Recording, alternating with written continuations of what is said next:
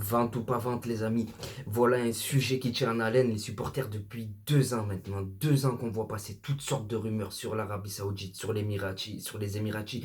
2 ans qu'on voit apparaître des saucisses en veux-tu en voilà sur Twitter. Mais apparemment, l'heure de vérité est venue. Bonjour à tous les amis, c'est Khalil et de Touche pas à mon stade. On se retrouve aujourd'hui pour une nouvelle vidéo. Aujourd'hui, comme tu l'as compris, on va parler vente OM. Et on va parler de la déception William Saliba. Car oui, les dernières déclarations de William Saliba euh, font mal. Voilà, font mal à nos espoirs. Voilà tout ce que je vais dire. Donc les amis, on va commencer par la vente OM. Donc on va essayer de remémorer les faits. Donc depuis 2020, via une enquête de Thibaut Vézérien, on nous dit que l'OM est vendu ou l'OM est en pourparlers. Donc au début, moi je vais vous dire honnêtement, au début, quand je voyais apparaître ces rumeurs de vente et que je cliquais sur les vidéos, que je voyais Thibaut Vézérien, je vais vous le dire honnêtement, je lui ai fait un délit de sale gueule. Voilà, et qu'est-ce qu'il veut lui? Il est chroniqueur chez Estelle, qu'est-ce qu'il a des infos? Je l'ai pris en tant que chroniqueur et pas en tant que journaliste, chose qu'il est. Et que beaucoup ont oublié. Thibaut Vézérien est un journaliste. Donc, il nous dit que l'OM est vendu, que c'est fait. Mathias Mantaganetti, journaliste Canal+. Donc, on peut pas faire, niveau crédibilité, on peut pas faire plus, j'ai envie de te dire, tu vois. Qui confirme les infos de Vizerian, qui te dit que c'est vendu, que Luis Campos ferait partie du projet et que l'OM aurait été vendu pour 300 millions d'euros. Donc, suite à ça, mise en demeure pour Thibaut Vézérian, mercato estival 2020-2021, un mercato estival en fait qui confirme toutes les rumeurs de vente.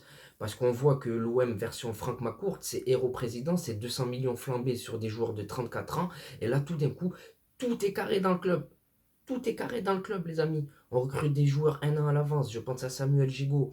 On fait venir des joueurs avec un potentiel. On a augmenté la valeur marchande de notre effectif et de notre club avec cette qualification en seconde place. Donc Monsieur Hérault parti, Longoria le remplace et on se souvient que Monsieur Longoria faisait partie du projet saoudien pour acheter Newcastle. Donc ça aussi, ça me fait cheap. Sans parler de tous les documents qu'on voit.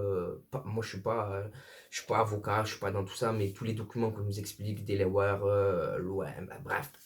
On va pas rentrer dans ça.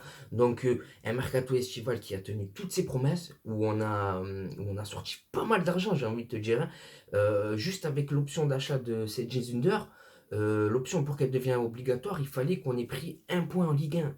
Un point en Ligue 1, c'est de la foutaise. Gendouzi, pour qu'il soit définitivement olympien, il fallait qu'on se maintienne. Donc, moi, je pense qu'il n'y a pas de fumée sans feu, qu'il y a bien quelque chose. Après, Emirati, Saoudiens, Tropicaux, on s'en bat les couilles. Ce qui compte, c'est l'OM. Et l'OM, à cette heure-ci, vendu ou pas vendu, on se porte très très bien. Mais une chose à faire, c'est que si on est vendu, il faut garder William Saliba. Mais bon, je pense que c'est trop tard pour William Saliba. Alors, William Saliba, les amis, on l'avait pas vu venir celle-ci, William Saliba. On l'avait pas vu venir celle-ci. Donc on a la DNCG, là on doit passer le 10 juin pour fournir des documents supplémentaires. Et entre-temps, on a Monsieur William Saliba qui déclare vouloir reprendre et jouer pour Arsenal, ce grand club. Donc William Saliba, au niveau de son discours, quand il est arrivé à Marseille, il a été cash. Il a dit j'appartiens à Arsenal, je ne peux pas vous promettre, en gros, on verra. Et au fil de la saison, il a pris du plaisir à porter ce maillot, il se sent vraiment chez lui, il commence à lancer des messages en interview, en gros il fait comprendre qu'il veut rester à Marseille, il est appelé en équipe de France grâce à ses performances à Marseille. Encore une fois, on lui a donné l'opportunité d'enchaîner les matchs dans une équipe de haut niveau, de haut tableau de Ligue 1, avec niveau pression. En club, en Ligue 1, tu peux pas faire plus pression que Marseille. Il n'y a pas un club avec plus de pression.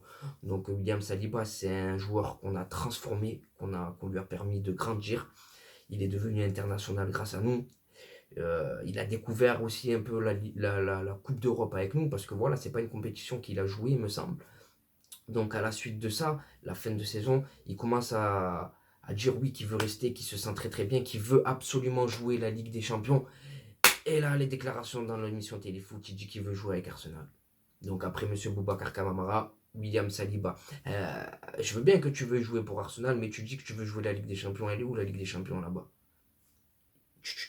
Ça fait 2 ans, 3 ans même qu'ils te prêtent. Tu as joué avec les U23, tu as joué à Nice, t'as joué. Ils ont fait que te prêter, ils ont jamais cru en toi. Et maintenant que nous, on a réussi à te faire péter, en fait, c'est ça, c'est fuis-moi, je te suis. Voilà, malheureusement, c'est comme ça. C'est fuis-moi, je te suis et suis-moi, je te suis. Qu'est-ce que vous voulez faire, les amis? Donc, ça va être très, très dur de remplacer William Saliba. On a eu l'arrivée de Samuel Gigot. Mais bon, Samuel Gigot, c'est un joueur de 29 ans, c'est un joueur confirmé, ok, mais je pense pas qu'à 29 ans, il ait encore atteint le niveau de William Saliba à 30 ans. Parce que William Saliba, dans la relance, c'est propre, c'est dur sur le coup, sur l'homme, dans les duels. Il a été élu meilleur espoir aussi de Ligue 1, meilleur espoir. C'est pas meilleur jeune défenseur, meilleur espoir. Carrément, il a été élu.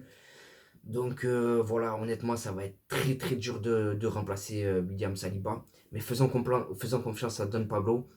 Parce que vendu ou pas vendu, les amis, tant qu'on est entre les mains de Don Pablo, on est entre de bonnes mains. Donc voilà, les amis, c'est la fin de cette vidéo. Vente des NCG, Saliba. On essaie de suivre l'actualité en ce moment. Il fait chaud, c'est les vacances. Portez-vous bien, profitez de la life et à plus la famille.